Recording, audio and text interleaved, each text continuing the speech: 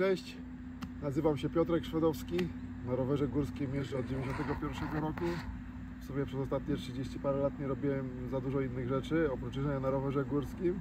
Zaczynałem swoją przygodę z MTB oczywiście od hardtaili i dzisiaj pokażę Wam rower, który jest bardzo ważnym rowerem w tej kategorii. Jest niezwykle ważny też jakby dla tej serii, dla mnie, ponieważ zrozumiałem, że fajny hardtail może nie tylko służyć do latania hopek i flow traili, ale można z powodzeniem jeździć po prostu tak zwane enduro, po prostu w górach na nim jeździć. Kona Honzo ESD w rozwinięciu. ESD Extra Slack Dude. Extra Slack, czyli bardzo płaski kąt główki, bardzo daleko z przodu koło, 100% endurowy hardtail. Powiem Wam, że jest to tak zwany benchmark kategorii, wyznacznik. To jest rower, można już powiedzieć spokojnie, że to jest kultowy model roweru. To jest dla tego segmentu rower niezwykle ważny, dlatego tak bardzo cieszę się, że mogę Wam go pokazać. Kona w przeciwieństwie, w mojej ocenie i odbiorze marki, jest w przeciwieństwie do Gianta, jest jakby po drugiej stronie dla mnie marek rowerowych. Kona to jest kult. Kona dla osoby, która jeździ długo na rowerze górskim, to jest jedna z najważniejszych marek dla historii naszego sportu, naszej zajawki. Kona to jest freeride'owy team 20 parę lat temu. Kona to jest Kona to są downhillowe mistrzostwa świata. Kona to są wyjątkowi rajderzy, wyjątkowe modele rowerów, wspaniały marketing. Kona nazywa się Honzo. Honzo Extra Slack Dude. To nie jest Fatom. W Konie pracują ludzie, którzy jeżdżą na rowerach. To nie jest jakiś twór korporacyjno-azjatycki. Pamiętacie może doskonale taką serię, świetną serię o pracownikach Kony. T4 pędzi, przeczekamy na odcięciu. Pamiętacie taką może serię Kony na YouTube o pracownikach Kony, którzy jeżdżą na rowerach. No to jest geniusz, to są ludzie, którzy jeżdżą i kumają, o co chodzi. I ten rower jest wyjątkowym rowerem, jest bardzo dopracowanym produktem, za którym stoją ludzie, którzy wiedzą, o co chodzi. Czyli jest dokładnie odwrotnie niż w przypadku roweru z poprzedniego mojego odcinka. Zaczniemy od nazwy. Honza po czesku to jest Jan. Pomieszkiwałem w Czechach i miałem dużą styczność, że tak powiem, ze slangiem rowerowym. I na filmach dla dorosłych czeskich bardzo często było Honzo, rychlej, czyli szybciej. To samo można odnieść do jazdy na tym rowerze. Zaczniemy od geometrii. Geometria jest bardzo mocno agresywnym enduro, czyli mamy 63 stopnie główkę. To jest naprawdę, no to już jest grawitacja. Mamy ultra króciutki z tyłu chainstay. W obecnym zestawieniu, patrzcie na ten BMX-owy dropout, jak to się fajnie reguluje. No uwielbiam, mam gęsią skórkę. Coś pięknego. To są smaczki. W obecnym najkrótszym setupie tylny wideł, czyli chainstay, ma 417 mm. To jest ultra mała, krótka wartość, jak dla koła 29. I teraz tak, macie długi, daleki przód, 150 mm skoku ma ten Marzotti Bomber Z1 i bardzo króciutki tył. I teraz słuchajcie, stalowa Kona na Marzotti Bomber Z1, jeszcze żeby tylko był pomarańczowy. Dla ludzi, którzy siedzą w temacie, to już jest gęsia skórka. Dla mnie to jest podjar już, bo to jest powrót do pewnych wartości. I teraz, co wiąże się z geometrią? Co jest najważniejszą cechą tego roweru, oprócz tej dość ekstremalnej geometrii? Ten rower jest ze stali. Możecie mnie lubić za to albo nie, ale ja uważam, że hardtail musi być ze stali albo z tytanu. W Polsce stal kojarzy się pejoratywnie. Mamy skojarzenie z jakimiś najtańszymi modelami ultra ciężkimi kiedyś na SIS-ach, na takich przerzutkach, co się zmieniało, Shimano Index System, i to była tak zwana stal, i z tego się zawsze śmiało, była amelinium, aluminium było czymś nie wiadomo jak lekkim i nie wiadomo zaawansowanym technologicznie. Kochani, prawda jest taka, jestem dyplomowanym spawaczem TIGA, mam papiery na 4130, czy to jest ten stop chromolibdenu tej stali i aluminium, i dopiero jak zacząłem, jak zachowuje się aluminium przy spawaniu i stal, to zdałem sobie sprawę, jak szlachetnym materiałem jest wysokiej jakości stal i jak tandetnim, tanim materiałem jest często aluminium. No wiadomo, innym prądem się spawa, bo stal się spawa stałym, a aluminium zmiennym, ale nawet zapach przy spawaniu, no aluminium spawane śmierdzi. A taka stal spawana i sposób, jak ona się szlachetnie zachowuje, jak się topi, jak się układa, to jest materiał szlachetny. I w naszej ocenie, w Polsce, stal jest ciężka, stal jest tania, to jest nieprawda. Stal jest bardzo droga. 3 główne rury dobrego producenta, dobrej serii Reynoldsa czy Dedaci, to same rury kosztują tyle, co dobrej jakości aluminiowa rama, albo więcej. Dlatego w naszym kraju stal traktuje się po macoszemu, natomiast stal jest genialna do budowy harteli. Z prostej przyczyny. Stal pracuje, stal wybiera, stal jedzie z tobą, ona nie walczy, ona jedzie tak jak ty chcesz. Dobra stal to jest genialny materiał. Ten rower w swojej stalowości, w tym całym setupie z niskim supportem, z króciutkim tyłem, to jest sprzęt, dzięki któremu zdaję sobie sprawę, że tak jak teraz wiadomo ujęcia z jazdy stricte enduro,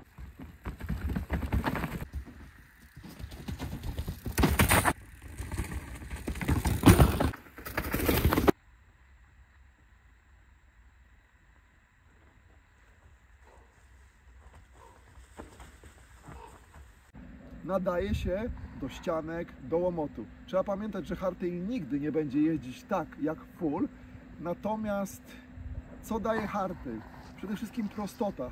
To jest chwila, go czyścisz, myjesz, zimą jeździsz w górach, niczym się nie przejmujesz, a potem jak siadasz na fulla, to poziom wyczucia, przyczepności, twój skills idzie tak do góry. Zresztą sam fakt jeżdżenia na hardtailu daje dużo większy feeling i flow i taką zabawę niż full. I teraz powiem wam, ten rower jest na dętkach. To jest rower z pudełka, normalnie tak byście kupili w sklepie. I szczerze, żeby ten rower w pełni wykorzystać na trasach typu enduro, trzeba włożyć kaszkora, przynajmniej z tyłu. I wtedy wiadomo, na dość treściwej oponie możemy na niskim ciśnieniu latać i unikniemy takiego odbijania się od wszystkiego przy większych prędkościach. Nie ma co się oszukiwać. Przy większych prędkościach na łomotowych ścieżkach hardtail jest dosyć niebezpieczny w porównaniu do fulla, no bo nie masz tego buforu bezpieczeństwa. Po prostu uderzysz coś pod kątem i masz, no i tracisz równowagę albo tracisz przyczepność. Ten rower, ja na nim jeździłem 2,1 bara z tyłu, to jest dużo, ale bałem się o koło, jak będę używać mniejszych ciśnień. Natomiast z kaszkorem zalanym mlekiem, ten rower w terenie naprawdę może być petardą. W takim setupie jest lepszy na flow traile i hopy. I co jest najlepsze w tej konstrukcji? Słuchajcie, przy tak ekstremalnej geometrii enduro, pierwszego dnia wziąłem ten rower na swoje hopki BMX-owe. Mam taką sekcję zimową, to jest takich kilka hopek w rytmie dirtowych, bardzo ciasnych, małych, pionowych, bardzo technicznych. Słuchajcie, nie latałem ich odkąd złamałem kręgosłup. Było pełne błoto, nogą przesunąłem tylko liście i za pierwszym strzałem poleciałem wszystko. Na rowerze 63 stopnie główka.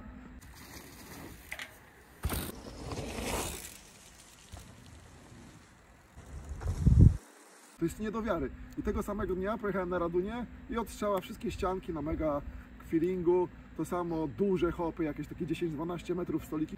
Niesamowicie jest uniwersalny ten rower dzięki swojej mądrej konstrukcji. Idąc dalej, ten rower przy swojej geometrii, powiedzmy takiej mocno enduro, mocno grawitacyjnej, czyli do zjeżdżania w dół, siłą rzeczy nie jest taki super zabawowy, nie jest taki podskoczny, nie ma takiego popa, w sensie, nie wiem jak wam to dokładnie wytłumaczyć, pop to jest takie coś, że pach, pach, robisz, wyskakujesz wysoko, banego wciskasz, wchodzi maniek łatwo. On jest bardziej do jeżdżenia agresywnego z góry. Natomiast on wymaga specyficznego rodzaju jazdy. Bardzo dużo nogami tu się jeździ. Znaczy wiadomo, że pod górę musicie pedałować, ale nie chodzi mi o taką jazdę. Chodzi mi o jazdę z góry i na skoczniach, na przeszkodach. Tym rowerem się głównie jeździ nogami. Fullami w większości jeździsz górną częścią ciała. Ten rower wymaga pracy nóg. I faktycznie na hopkach, takich techniczniejszych przeszkodach, typu jakichś szarkwinach, masz poczucie takiego opadającego troszkę ciężkiego przodu, ponieważ ten przód jest bardzo daleko z przodu, a tył jest króciutki i dużo masy jest tutaj. I trzeba do tego przywyknąć, że jednak ten przód jest taki troszeczkę ciężkawy. Natomiast no jak się odpowiednio na tym rowerze jeździ i się do niego przyzwyczaisz, to jest petarda, tylko on wymaga takiego agresywnego podejścia do jazdy, czyli nie jedziesz sobie tak, tylko atakujesz zakręty, atakujesz przeszkody, no ale to dodaje właśnie przyjemności i całej pikanterii z jazdy. Odnośnik samochodowy to jest tak, jak jeździsz po śniegu po zakrętach Mitsubishi Evo i Subaru STI. Subaru potrzebuje atakowania, bo inaczej jest bardzo podsterowne, a Evo jest taki, że ono bardziej jedzie tak jak chcesz od razu bez atakowania. Ten rower jest bardziej jak STI Subaru, dla tych ludzi, co jeżdżą samochodami. Popatrzcie, to są takie śliczne tematy jak zewnętrzne prowadzenie linek. W dzisiejszych czasach można być za to ukrzyżowanym, bo wszystko musi być w środku, wszystko musi być Jeezy trendy. To, ile czasu i nerwów straciłem na serwis prowadzonych wewnętrznie pancerzy w moim życiu, zamknąłem temat, zajmuje się tym mój serdeczny kolega Robert, któremu dziękuję i on jest świetny w tym. Natomiast tutaj wymiana linki pancerza to jest moment. Jest rower brudny po błocie, pach, pach. I nie ma znaczenia, że tak się kiedyś robiło i teraz się tak nie robi. Za to szanuję Konę. Zobaczcie takie niuanse. Tutaj jest droperka. Ta droperka jest taka, że możesz ją obniżyć. Teraz troszkę podwyższyłem do filmu, żeby było widać nazwę Trans X. Ale ta droperka możesz ją obniżyć totalnie dotąd. Jest tak skonstruowana rama, że droperka wchodzi dotąd cała sztyca. I możesz latać na chopeczkach z niskim siodełkiem, potem ściskasz przycisk i podjeżdżasz. Większość rowerów jest nieprzemyślana pod tym względem, bo nawet jak dasz nisko siodło, to jeszcze Ci wystaje tyle droperki. Jak ktoś lubi wysoko siodło, super fajnie. Ja nie lubię, ja lubię na chopeczkach mieć nisko siodło i ten rower został ewidentnie stworzony przez ludzi, którzy jeżdżą i wiedzą, jakie są potrzeby. Słuchajcie, bardzo fajna sprawa. Na początku byłem sceptyczny, ale się przekonałem. Pedałki Kony, łach, łach. Są ogromne, te platformy są ogromne, ale na hardtailu, w jeździe stricte terenowej, musi być dobry grip. Wiadomo, o SPD nie mówimy, SPD to jest FOPA, jeździmy na platformach. Popatrzcie, kierownica Raceface'a, obręcze Raceface'a, fajne koła, bardzo sztywne koła. Rowerek nie jest przyoszczędzony, on jest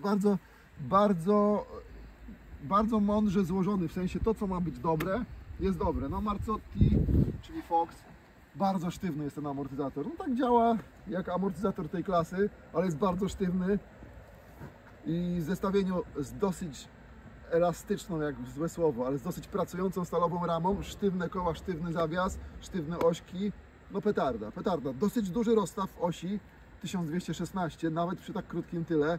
Ten rower jest trochę długi, tak? Przy zakrętach takich ostrych trzeba mocno pracować biodrami.